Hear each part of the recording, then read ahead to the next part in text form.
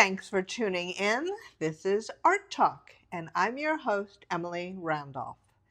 Here with me today is Dan Merchant. He's a freelance editor, publisher, and former chief marketing officer of U.S. Trust. He's also my husband and my chief art supporter, and he kindly agreed to speak with me today about today's topic, Art's Embrace, art as a vehicle to connect with others. Hi, Dan. Hey, Emily. Thanks for inviting me. My pleasure. So, I have a question for you. No, I'm game. Shoot. Have you ever noticed how, with just the sheer amount of information flying at us all the time, digital lives and all that, how rare real human connection can be these days? I agree. It's hard to find. We're all looking for connections, especially those that are truly genuine. Yeah, that's what I think too. And so today I'd like to do a deep dive with you into something that honestly is incredibly powerful for creating connections. But maybe we don't always think about it that way. Let me guess. Is that something art? Yes, art, exactly. Good guess. I want to explore how creativity, in all sorts of ways, acts as this really amazing way for people to connect. And I think our goal today is really to unpack the subtle ways it works, the surprising stuff behind the magic of art. Sounds good. Where do we start, Emily? Well, I think we should start at the ground level, the individual. Picture yourself standing in front of a piece of art that just grabs you. It pulls you in. It sparks something. What's actually happening there? And how does that moment set things up for a connection?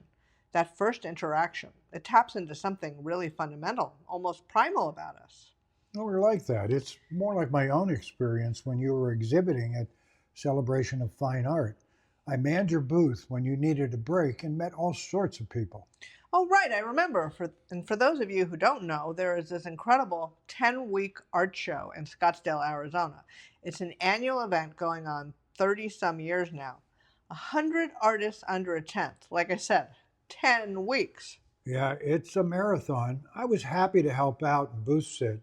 I became friends with the owners of the show, Susan and Jake, and many of the artists. I also found that the art itself, your art, made it easy for me to strike up a conversation with complete strangers. People would just come up and start talking, right? Well, pretty much. But they weren't just looking, they were reacting. I just ask simple questions. Is this your first time at the show? What do you like about the piece? Does it remind you of something? The art became the bridge that promoted conversation. Exactly right. The bridge. I had the same experience. You find these connections, these little moments. Well, art is a safe topic. It takes away that initial awkwardness when you meet someone for the first time. Yeah, that's how I feel. And as an artist, when someone stops, looks at my work, and tells me they appreciate it, I feel instantly connected to them. It's very powerful. When somebody sees the emotion I put into it and it resonates with their life, it's like they get it.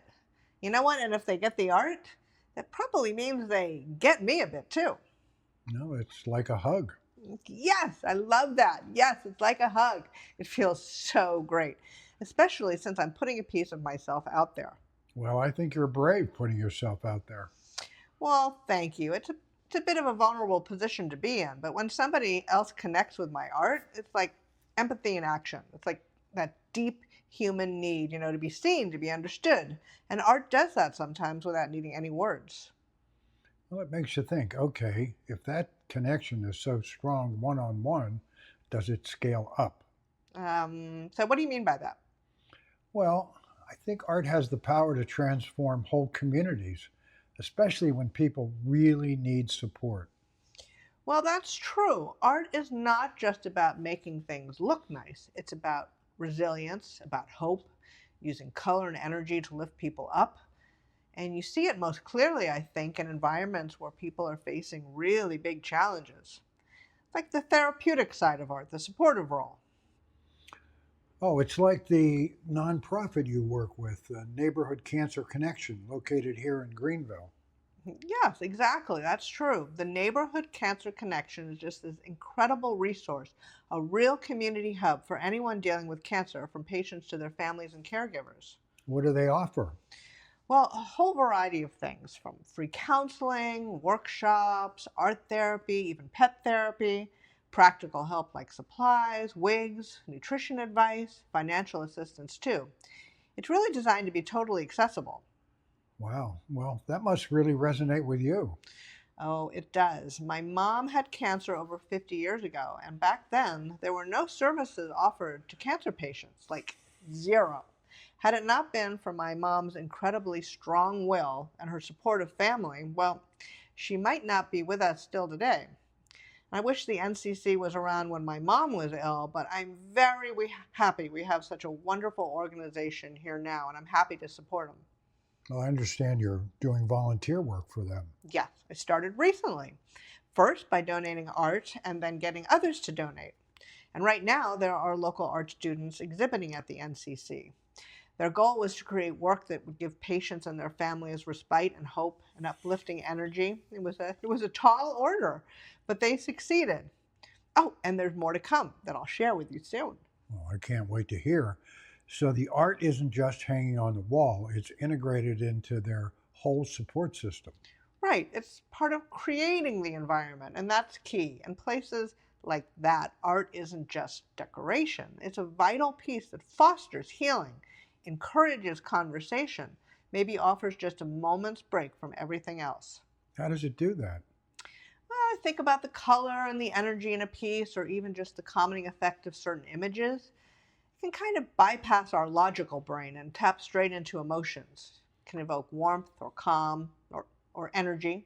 Isn't there a field of study devoted to this? Yes, in fact, there is. It's a field of called neuroaesthetics. I think I said it right. Neurological studies on art reception, viewing art activities, a complex interplay of brain networks responsible for visual processing, reward, emotion, and self-reflection. But I'm not a scientist. I'm an artist, so don't ask me to explain it any further. I just know how it makes me feel. Well, I won't. But that's really interesting. And so, in a place like NCC, where people view the art every day, they might see the art many times. That adds up to lots of opportunities to uplift others. True.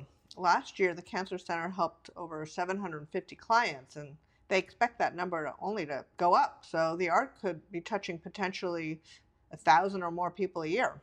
And that doesn't even include the staff who see the art every day. True. My hope is that it helps them too. They have to deal with some pretty hard stuff every day. They need to be uplifted as well. It just shows that art can provide comfort for the human spirit. So, beyond these therapeutic settings, how does the art work more broadly to build communities? I think art offers this unique way to find common ground, often without needing words. It creates what some people call third spaces. Third spaces? I haven't heard that term. Well, it's places that aren't home, aren't work, but where people can gather, interact, feel like they belong. Think about group art projects where you have to collaborate, you're working together, or exhibitions where everyone's looking and interpreting together, or performances where you share this emotional ride. All these things build a real sense of camaraderie.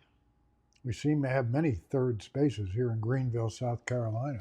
We do. It's a vibrant arts community, lots of places to connect. We have places like the Greenville Center for Creative Arts and the Metropolitan Art Council, the art galleries here, and the cooperative artist studios. They're really active community hubs. They encourage people to get involved, share stories, share perspectives, all through art.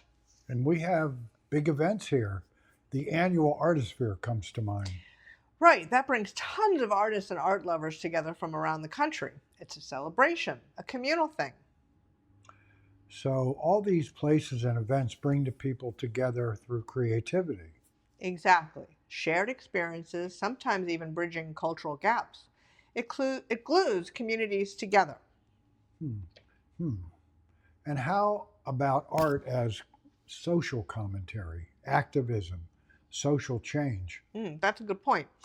Art is really a powerful medium for activism because art can hit you on an emotional, visceral level. Artists can use their work to shine a light on issues, get people talking, maybe challenge the status quo, expose injustice. Oh, like protest art. Yes, protest art is a perfect example. Think of community murals, for instance. They can raise awareness about health or social issues. They're not just pictures, they're statements. They can be manifestos, even calls to actions, reflections of a shared struggle. It's like a form of communication that excuse me. It's like a form of communication that resonates differently. It can really rally people. Oh, so it builds solidarity. Yes. Picasso's painting, Guernica, comes to mind. It was an anti war statement about the Spanish Civil War. It was a rallying cry against fascism. Oh, right, I remember that. Yes, a single powerful image can sometimes capture a feeling so well it becomes an emblem for a whole movement. People gather under that banner. Like a collective aha moment. Exactly right. So let's wrap this up. I have to get back into my studio, and you have book editing to do. And we've really talked today about how art isn't just something pretty to hang on the wall. It's really very active. It pulls us into connection on so many levels, from that first spark of individual empathy all the way to supporting entire communities, or even sparking bigger conversations about society. Well, that really underscores how vital art is. Absolutely. And maybe that leads to a final thought for everyone listening. If art really has this profound ability to connect us personally within our communities, even socially, then consider this. What small piece of art is already in your life? What piece has already opened a door for connection for you? And maybe what new doors could it open if you looked at it again with fresh eyes, really looking for those threads of connection it offers? Perhaps the art we're looking for, the stuff that connects us, is already woven into our lives, just waiting for us to really engage with it, waiting to hug us, if you will, and for us to embrace it right back. Thank you for helping me today, Dan. My pleasure. This is artist Emily Randolph, wishing you an art filled life.